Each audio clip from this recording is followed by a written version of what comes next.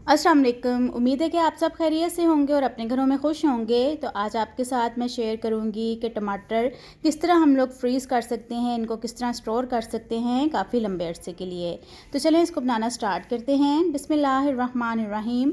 यहाँ पे मैंने 4 किलो टमाटर लिए हैं। अच्छी तरह से वॉश करने के बाद अब इनको काट लेंगे। सिर्फ मैं इसके 4 ही पीस करूँगी क्योंकि मैं इसको चॉपर में चॉप करूँगी, तो इसलिए छोटे छोटे पीस करने की इसकी ज़रूरत नहीं है। और मैं आपको दिखा देती हूँ कि किस चीज़ में मैं इसको स्टोर करूँगी। तो यहाँ पे मैंने ज़िप लॉक बैग लिए हैं, इजीली आपको मिल सकते हैं किसी भी स्टोर से, ऑनलाइन भी आपको मिल जाएंगे।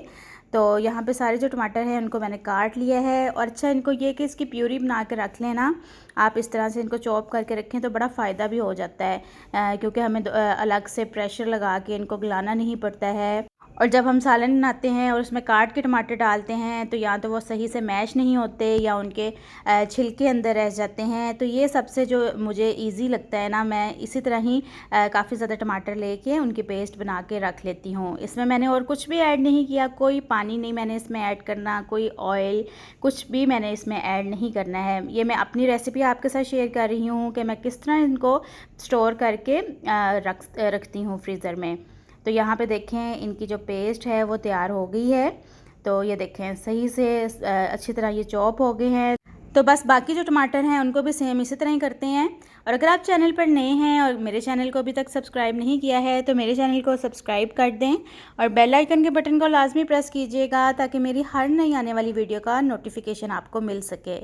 तो सारी पेस्ट तैयार हो गई है। ज़िप लॉक मैंने बैग ले लिए हैं, इसमें मैं डाल दूँगी। अच्छा, एक तो इसमें ये फ़ायदा होता है डाल के इनको फ्रीज़ करने का कि इजीली इसमें से निकल भी जाते हैं और आपको जितनी पेस्ट चाहिए ना आप वो इसमें से निकाल भी सकते हैं। अगर आप इसको किसी डिब्बे में या किसी और चीज़ में आप इसको फ्रीज़ करेंगे ना तो उसको उसमें से निकालना थोड़ा मुश्किल होगा। मैं क्योंकि हमेशा इस तरह ही ज़िप लॉक बैग में ही इनको फ्रीज़ करती हूँ तो मेरे लिए ये काफ़ी इजी रहते हैं। बाकी जो आइस क्यूब्स वाली ट्रे होती है आप उसमें भी इनको जो है वो फ्रीज़ कर सकते हैं। तो सारे पैकेट यहाँ पे बन गए हैं। अब मैं इनको ऊपर फ्रीज़र में रख के फ्रीज़ कर लूँगी, नीचे आपने इनको बिल्कुल नहीं रखना है।